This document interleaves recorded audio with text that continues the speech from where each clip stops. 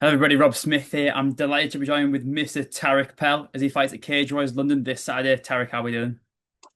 Rob, on top of the world, on top of the world. I'm so happy to have obviously got a fight, real close to the date. But you know what? Ian Dean never lets me down. He always comes through. So yeah, I'm buzzing. So let's talk about it, mate. You're fighting. I'm going to butcher your opponent's name. I'm Luan Duarte. I'm going to go with that. He's a very experienced Brazilian, and also upper weight Yeah. class. I think that was probably one of the biggest surprise things is Hmm. his fight's at welterweight. So kind of talk about that decision, and also about your opponent. The decision was on 6 days' notice. I'm probably not going to get anyone, that's gonna one make lightweight and take the fight at lightweight. Originally we were talking like 74.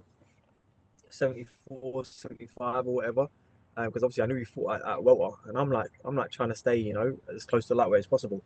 But it got to a point where I'm like, listen, 77, 80, 84, I don't mind. Let's just get the fight signed at this point. So yeah, I'm excited. Obviously, fought at welter before. Everyone knows what happened the last time. So I'm excited to get back in there at welter. No weight cut. You know, no deficiencies whatsoever. So it's gonna be exciting.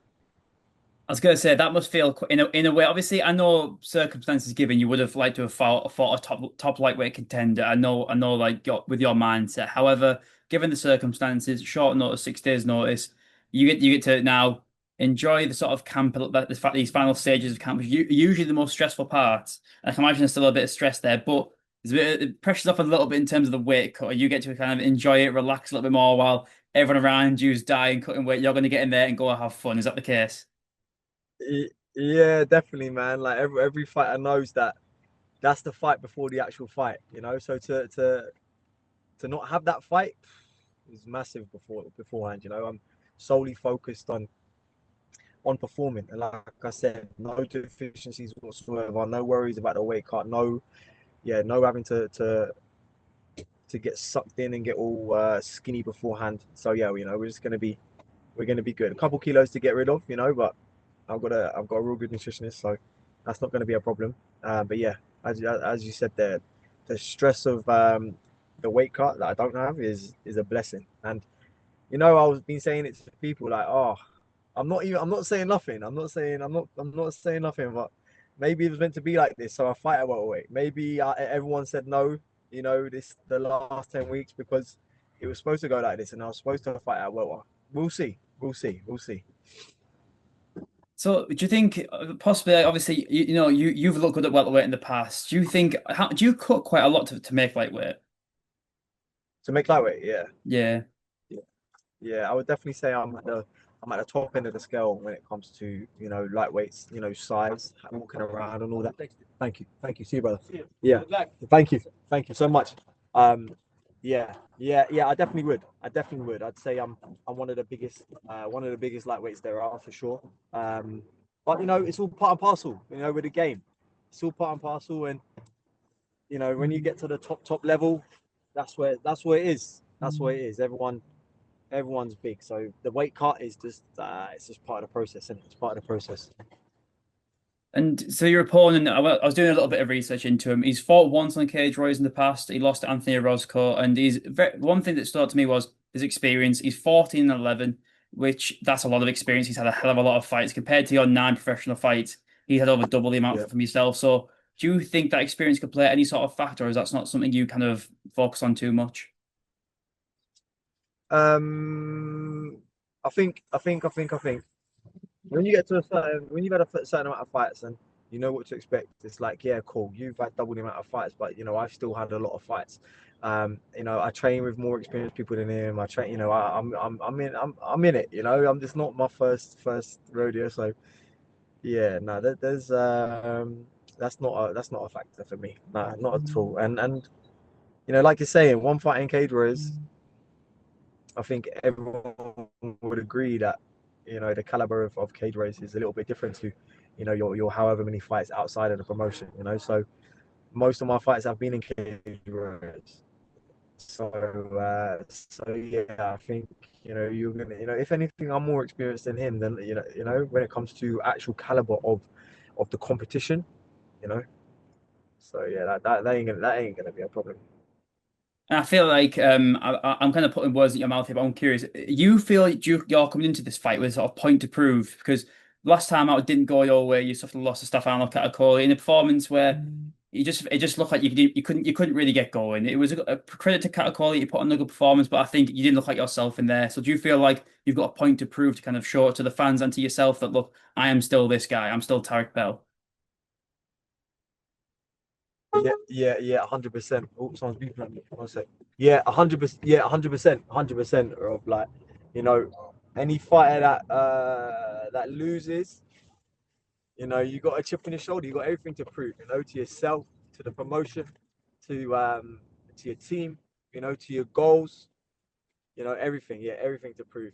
We yeah, 100%, 100%. That's all that matters. Winning is all that matters right now. Whatever way it happens. All that matters is that my hand gets raised on Saturday night, and that's what's gonna happen.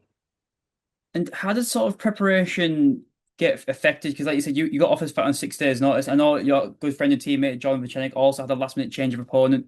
So you guys have kind of had a bit of a difficult camp in that sense with regards to opponents. Does it affect your training at all, or do you kind of just not? Are you guys Mm, just solely focused on yourselves? Because I feel like it's hard to game plan when you don't know who you're fighting. no, yeah, sure. That is definitely an element. Game planning and being prepared before, what your adversary brings to the table. But I don't. We don't focus too much on your position. No, it's very much about us and what we need to do. If you get too caught up on what the other guy's gonna do, you might just be a little bit distracted. So you got to focus on you as an individual. You got to be focusing on what went right last time, what went wrong, and looking at it from their point of view. All right, how are you gonna beat Tariq Pro? People, it would seem people think they have the answer. So let's find out again. Let's see if that's the case. But yeah, when you don't have an opponent, it's a little bit come on, man. Like we need to, it gets a little bit deep, a little bit hard, a little bit trenchy. It's like, oh man, am I gonna get a fight? It's getting close. Okay, the weight gets up. The chance of it being at 70 is gonna be less and less now. And yeah, no, definitely, it's definitely different. It's definitely different. But look, we're professional athletes. We know what the date is. We've been in camp. We started the camp 10 weeks out. We knew what was what. So yeah, you just got to prepare the best you can. As an individual, focusing on yourself and where you need to grow as an athlete. But nevertheless, there's a job to do on that date, and whoever it is, the job's gonna get done. Where do you believe a win on Saturday puts you in your division? Because I know it's obviously upper weight class, but I don't think it factors too much because like before your previous fight against Cattacoli, I feel like you're still right at the top of the division, but I felt like if you got a win there, there was potential talks of contender series title shots. So where do you think a win on Saturday puts you back in the division? I think, Rob, it puts me right there. It puts me right there. Like you said before that last one, I was right there as well. So um, yeah, we put on a career best performance this time. I think nothing changes really. Nothing changes. We're right there. I'm still Tariq Pearl. I'm still there. I don't think I lost any stock off that last one there. Just had to clean a few things up. Do you know what I mean? Just had to clean a few things up, and it was meant to go like that because if it didn't go like that and I just went straight through him and then that happened later or on Dana White Contender Series or in the UFC, it'd be like, you know what I mean, it would have stung a lot more. It would have been a lot worse. So I'm thankful. I'm thankful that it happened there at that time, and everything's changed. So much has changed, and I'm excited to get in there on Saturday. Like I say, no limitations, no whatsoever. Just it as good as it could possibly be. As a fight goes, as yeah, you know, it's gonna be something special. 100%, it's gonna be something special. And you mentioned there like you kind of the way that it happened was meant to be, and you've learned so much from that. Can you expand a little bit on that? What sort of lessons did you learn in that fight? One thing I learned is that no one's trying to stand up with me. No one wants to stay on their feet, and no one's looking to do that. So the only opposite to that is, they're trying to get the takedown, and they're trying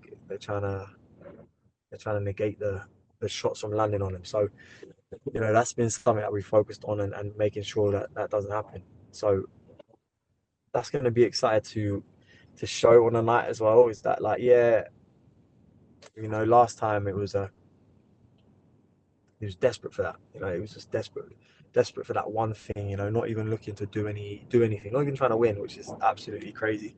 Not even trying to win, just trying to survive and stay in a position where I couldn't switch his lights off. So, but that's fine. That's fine. Like I'm saying, it had to happen like that so that you can learn and you can make that adjustment. And that's all sports is, right? That's what it is. That's what losing is.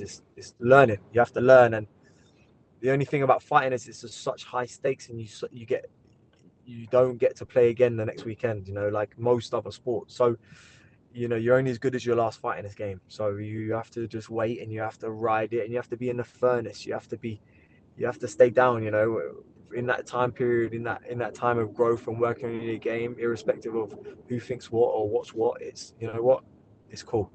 June 27th, I knew I was going to have my opportunity to show who I really, really am, and most importantly, prove to myself that I am the man that I think I am. So we're a couple of days from that.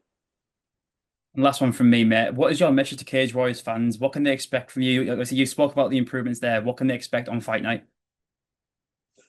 Fight night, Cage Warriors fans, they know what it is. When Tariq Pell goes to fight, it's going to be exciting. They're going to get their money's worth, and I'm going to win. I'm going to win.